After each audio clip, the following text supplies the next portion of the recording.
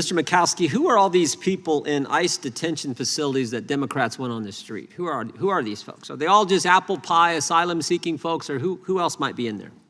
Sir, thank you for the question. First and foremost, they're immigration law violators. They violated the basic laws, the immigration laws that are codified by Congress. I'll say it again. So they broke the law? Yes, sir. That's first and foremost. They're not a United States citizen. Any of them violent? In addition to breaking the law, any of them violent people inside these detention centers? Absolutely, sir. Any of them gang members?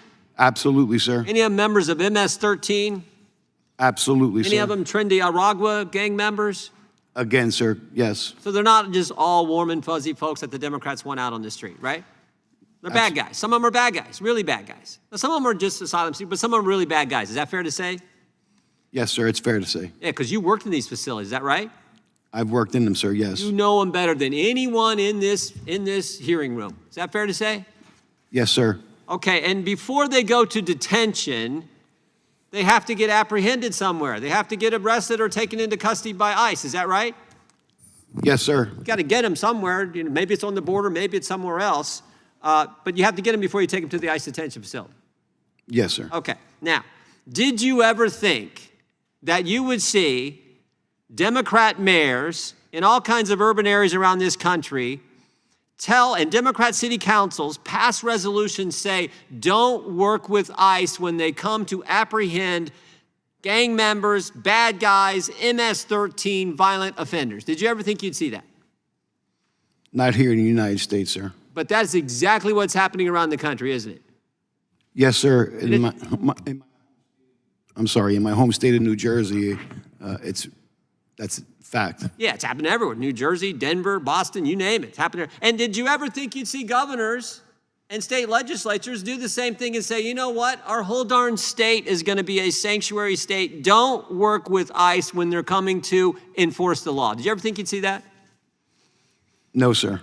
Did you ever think you would see judges in their chambers tell the bad guy, hey, talk to his lawyer, hey, slip out the back door because the ICE agents are coming in the front door to enforce federal law? Did you ever think you'd see that? No, sir. And did you ever think you would see what happened last week or 2 weeks ago, I should say, in New Jersey? Did you ever think you'd see members of Congress engage in that kind of behavior?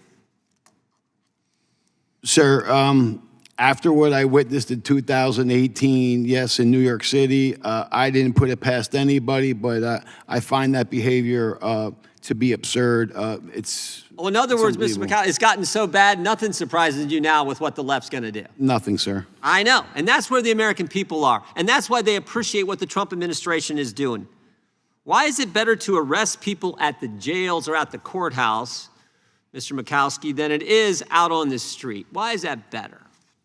I believe my colleague had touched on it, but it's much safer for the alien, the person involved, and it's also safer for the general public. Most importantly, the officers. The rule of thumb is safety first. It's safer for everyone, right?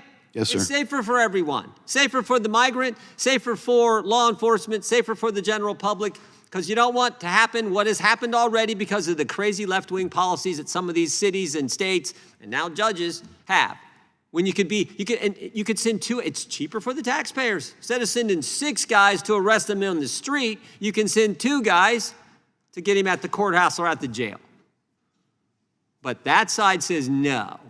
We're for the sanctuary policies. We're for making it tougher on law enforcement. We're for endangering the community. We're for making it tougher on the migrant and going out and arresting them on the street. Really, one of the craziest things I've ever heard. Would you agree, Mr. Mikowski? Yes, sir. And to your point, we talk about sanctuary cities, and my colleague was mentioning like deportation officers need to be on the street. Imagine if they would just honor detainers, they rolled over into custody, and I could send people over there to pick them up in a facility, not taking the officers away from an enforcement action. Okay, so deportation officers are very vital. Yes. And you know, the peaceful transfer from one facility to the other. It's just common sense, sir. No, we call that, in economics, you call that opportunity cost, right? Because it's safer for the officer, safer for the public, safer for the migrant, but it also, when you have to send 6 of them out on the street, there's the opportunity lost that you now have 4 extra agents there when they could be out doing other good work protecting the public. That's how dumb, there's no other word for it, how dumb this whole sanctuary policy is. Thank you for your work. So, I like to keep things simple sometimes. I'm from Jersey too. And sometimes simple truths really kind of display more complex truths as well. So I think there's a few simple truths. And I'm going to ask all of you, and I'm going to ask for a really quick, yes or no answer. I believe open borders, sanctuary cities, and sanctuary states where you're releasing individuals back into the community, including dangerous criminals who have been guilty and have committed crimes like rape on minors, like murder, like disfigurement, like dealing and selling drugs, just to name a few, like violating gun laws, all of that. I think that's really bad. I don't think we should let that happen. Let's really get down to what this is all about. In the last administration, we let people like that come across the border and come into the United States of America. Would you agree with me that that's bad? Mr. Arthur, quickly, yes or no? Yes, I do, sir. Mr. Marino, yes Yes. or no? Mr. Mikowski, yes or no? Absolutely, sir. Mr. Yes. Hauser, yes or no? Okay, so that's something we've already done better on. We're straightening that out now. We are not allowing those individuals to come into the United States of America. Do you believe, as I do, that as members of Congress, and you can state this, don't be afraid to say it, that we have an added level of responsibility, the way that we comport ourselves, whether we are Republicans, whether we are Democrats, whatever we are, that we should behave in a certain fashion. We write laws. So you would believe that we would follow the rule and believe in the rule of law itself. So and I believe we do have oversight. It's a process. You behave a certain way. It doesn't mean that you agree with everybody. It doesn't mean you don't investigate, but that you, as a member of Congress, as a congressman or a congresswoman, behave in an appropriate fashion lawfully, not in a combative assault type of way. Would you believe that that is true? Mr. Arthur, yes or no? Yes, and I attempted to comport myself that way when I was an oversight counsel. I'm sure you did. Mr. Marino, yes or no? Absolutely, yes. Mr. Mikowski, yes or no? Yes, sir. Mr. Hauser, yes or no? Absolutely, sir. It's what the military. So we saw the video. You saw the video. I don't have to say any words. Look at the video. Even all you who came here with a certain focus in your mind and were told to believe something, look at the video and see what it shows. That's all I'll say. Thirdly, do you think there's a financial effect on all of us in America while we debate the great issues of the day? How much should we spend? Where should we spend it? What should we do with the fiscal resources that we have, with the dollars that we bring in through taxation? Do you believe it's inappropriate to fund illegals, including illegal criminals, which we have? I could ask you that question. In fact, I'll ask a real question very quickly. In the past administration, did we at times fund illegal aliens? I'm sorry, illegal criminal aliens. Absolutely. Did we fund illegal criminal aliens? Yes, sir. Did we fund illegal criminal aliens in the last Yes, sir. administration? Did we, Mr. Hauser, What fund does fund mean, sir? Like, give them stuff, give them housing, give them clothing, give them transportation, give them education, give them, in some cases, debit cards. Did we do that? we have provided resources to migrants Right, for we 60 funded years. them. 60 years, sir. We funded them. Not The first illegal, Trump bad administration. people, we didn't. No, I disagree, and that's wrong. And would you believe that costs people? We don't even have to go into it. Of course it costs the taxpayer. Of course, when resources are sparse, and we'll argue about Medicaid and SNAP and all these things, how about we don't give money to people who are really bad people doing bad things, send them back to the country of origin? Maybe that's a good idea. And I did want to address the ranking member, not the ranking member of the subcommittee, Mr. Raskin. He always loves to talk about the Senate bill, so I always have to talk about it as well. It was a bad bill. I didn't know, I knew it was a bad bill the minute we saw it in Judiciary, had nothing to do with Donald Trump. It codified illegal aliens. It allowed up to 1.8 million to come into the country before anything was done. It did nothing about catch and release. It did nothing about the wall. It didn't rebuild the wall. It did nothing what in the past we had Title 42, and it didn't do anything about the Remain in Mexico policy. Now, real quickly, would you agree that some of those policies in the past administration were good, and that we really didn't need a whole lot more legislation, that we could have done it through the president at the time under the Biden administration? Yes or no? Absolutely. Mr. Marino, Yes, yes sir. or no? Mr. Mikowski, yes or no? Yes, sir. Mr. Hauser, Sir, yes can you or no? just give me the question one more time? All the things that I just mentioned, all the things that could be done to protect our borders. We had the biggest disaster in border crossings in our American history.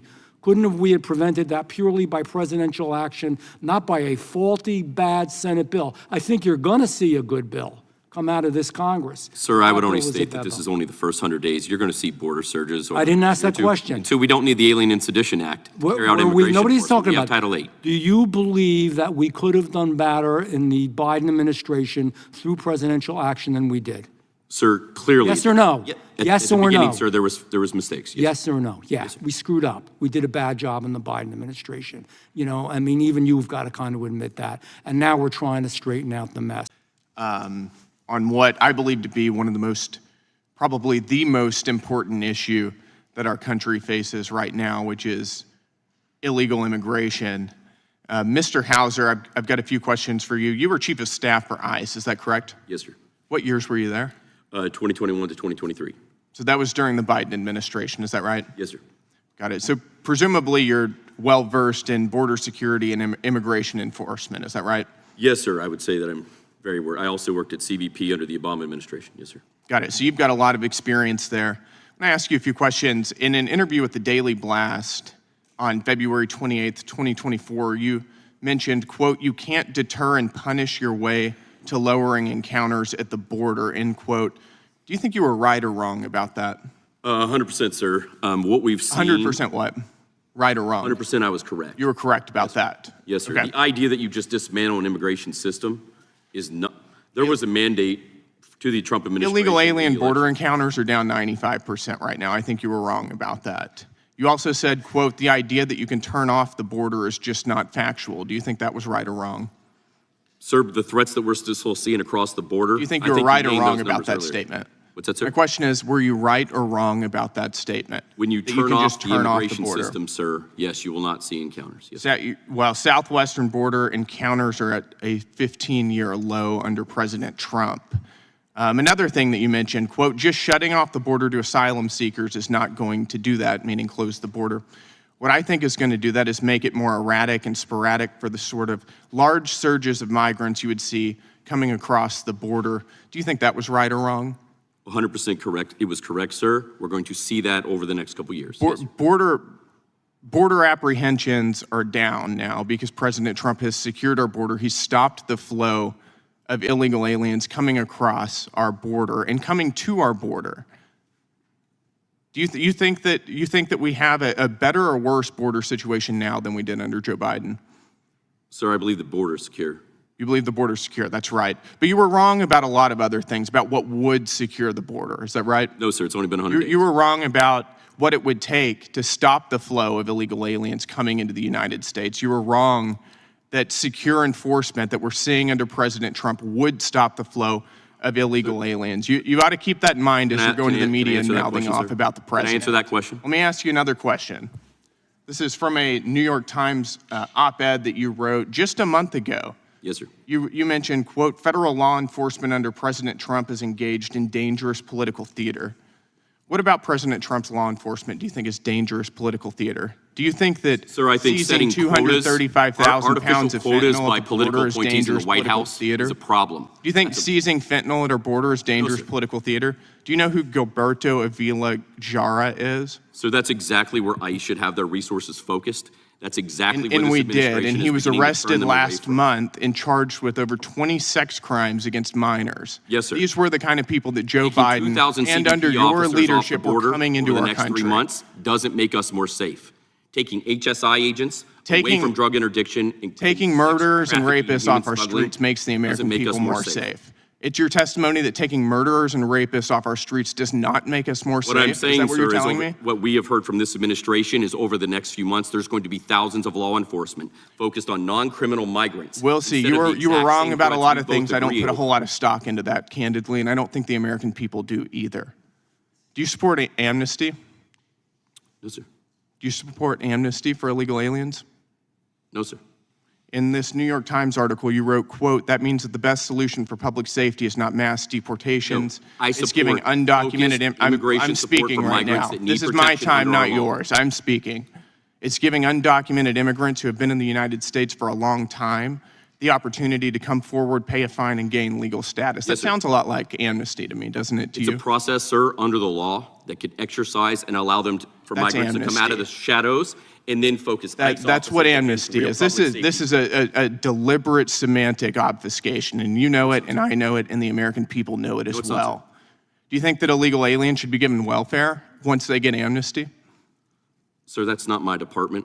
You've got a lot of opinions on a whole lot of different things. You don't have an opinion on Areas that? where I've worked for 20 years, sir. Yes, sir.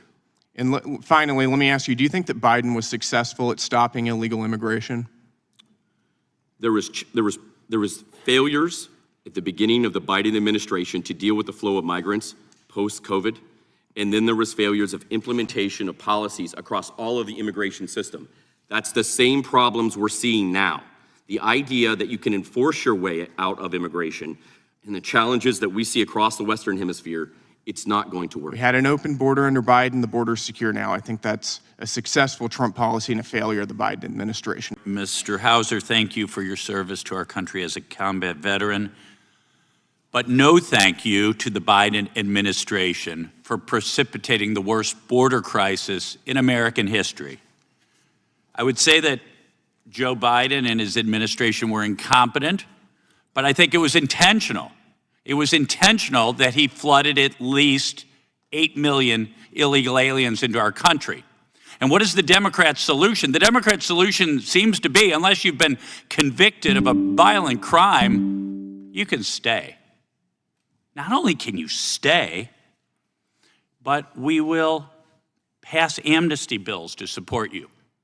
We will block enforcement of immigration laws and endanger ICE officers with sanctuary city policies. We'll give you welfare. We'll give you health care. We'll give you free education. You know, if you want to come here as a birthright tourist, your kids will be citizens, and that will help you to stay in the country permanently. We'll give you free stays at luxury hotels. Oh yeah, Biden and his administration have really done a great job. Donald Trump has lowered illegal border crossings by 95%. Somehow that doesn't count. There are going to be surges later on, don't you know? Well, you know, this all gets away from the purpose of this hearing, which is the fact that activist protests, including those by members of Congress, obstruct immigration enforcement and undermine public safety. In April and May alone, there were more than 14 demonstrations planned across 12 states targeting ICE detention centers and related facilities. These types of demonstrations physically impede ICE detention center operations on purpose and inhibit the successful processing of detained illegal aliens. And you know what? I do care whether illegal aliens have committed violent crimes, of course. But I think every illegal immigrant, as you've pointed out, Mr. Michkowski, has broken the law and needs to leave. And to me, due process is you prove that they're not here legally, they get the hell out of our country. The gentleman yield for a friendly question. No, I do not. It's my time. You've spoken about 4 times so far in this hearing. For example, on May 4th, 2025, activists protested an ICE field office as a detention bus left, with law enforcement agents forced to surround the bus to prevent interference, diverting staff from other duties and delaying detainee transfers. The protests directly impeded law enforcement, federal law, and put ICE officers at risk. Mr. Michkowski, do law enforcement officers and ICE officers Do they receive training how to deal with crowds and riots? Sir, yes, sir, they do. I'm sorry, is the time clock is, I don't know how much, I think I have some time left, but the time clock went black. Oh, there we go. Okay. How are ICE officials trained to react when a gate would be broken and stormed by a group of raucous protesters? Sir, from what I saw in the video, I think they handled themselves the way they could, the best they could in that situation.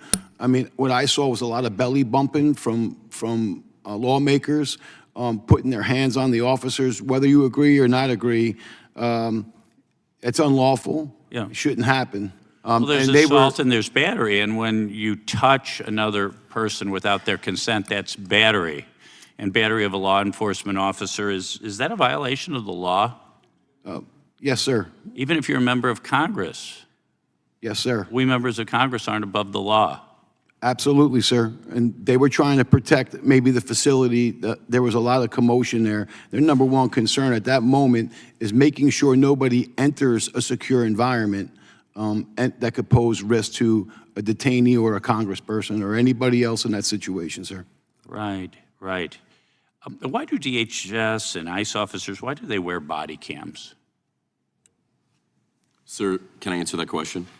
Sure. As Chief of Staff of ICE, I implemented the first policy for body-worn cameras, and they created a pilot within Homeland Security Investigations to carry that out. That, in the last year, has been rescinded by the current administration.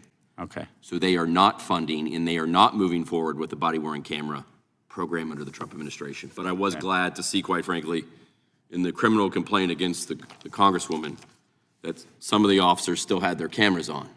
Yeah. So hopefully this Congress And we have footage. commit to fully we have implementing footage. this across And we have immigration. footage of officers being assaulted. Mr. Under, if I could Yes. respond to that question. Yes. It's a twofold purpose. One, it protects the officer from any allegations that they engaged in violations of civil rights laws, and it also reminds the officer of the fact that somebody's always watching. And Mr. Arthur, why do ICE officers occasionally wear masks? ICE officers occasionally wear a mask because, unfortunately, in this heated environment, they get doxxed, they get attacked, they get threatened at their homes. People disclose where they live, disclose their phone numbers, where their children go to school. Well, thank you so much, and thank you all for your testimony.